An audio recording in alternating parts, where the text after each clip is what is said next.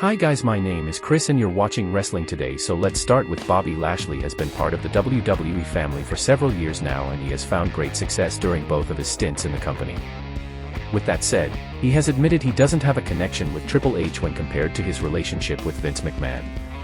WWE underwent a significant change in June 2022 when Vince McMahon retired as WWE chairman following reports of hush money payments. Triple H assumed the role of creative while speaking during a recent appearance on the Laboratory podcast. Bobby Lashley discussed his experiences with both Vince McMahon and Triple H. Lashley, who found success under McMahon's leadership as WWE champion and leader of the Hurt Business. However, Lashley admitted that his relationship with Triple H has not been as developed. He mentioned that Triple H has his own group of wrestlers and that they haven't had enough opportunities to work together closely. Lashley said, "If I say the wrong thing right now, laughter. I had a connection with Vince. Vince understood me. Vince was big on the show. He looked at people that were stars. He saw that in me. There were a lot of little nuggets that Vince would give me throughout my career and tell me different things. Vince looked at me like, I can tell Bobby works his ass off. I can send him anywhere around the country to represent the brand. He looked at me like a star.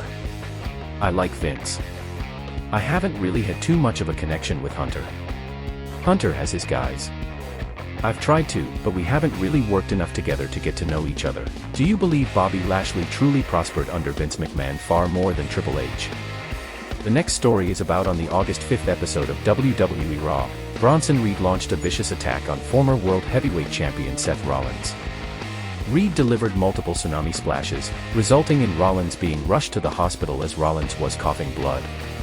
According to Dave Meltzer on Wrestling Observer Radio, Reed's recent attack on Rollins was part of an angle to write Rollins off television as he is dealing with some injuries.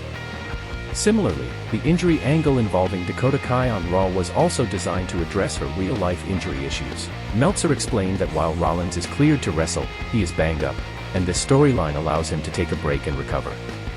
He noted that although Rollins' situation is not severe, it was an opportune time for him to step away from the ring. The return date for Rollins is uncertain, and it is unclear if he will be back in time for the upcoming pay-per-view, Bash in Berlin. Meltzer noted that if he does come back, it is now expected he will face Bronson Reed rather than CM Punk.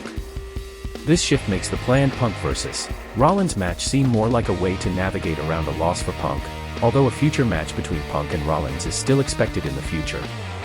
We certainly hope Seth Rollins will be able to make his triumphant return to in-ring competition as soon as possible, as fans simply want him to continue doing what he does best each and every week. What's your view on WWE's plans for Seth Rollins upon his return from injury? Do you feel he might return sooner rather than later? The final story is about Brock Lesnar was originally rumored to face Gunther at WrestleMania 40, but plans changed significantly.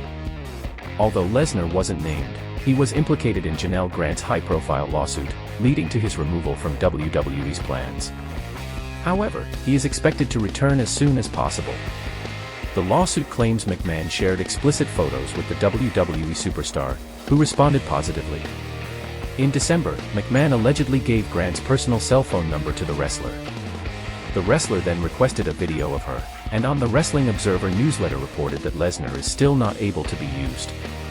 When the higher-ups and legal change their minds, the expectation is that he will be back shortly after that point. As of this writing, Lesnar has not started that process. There was also a conversation related to the Royal Rumble about a surprise that, as of now, wouldn't be able to happen. However, depending on how the cases go, that could change by February 1, 2025 at Lucas Oil Stadium in Indianapolis, Indiana. What's your take on Brock Lesnar's time off from WWE? Do you expect to see him back by the end of the year? Thanks guys for watching and please subscribe.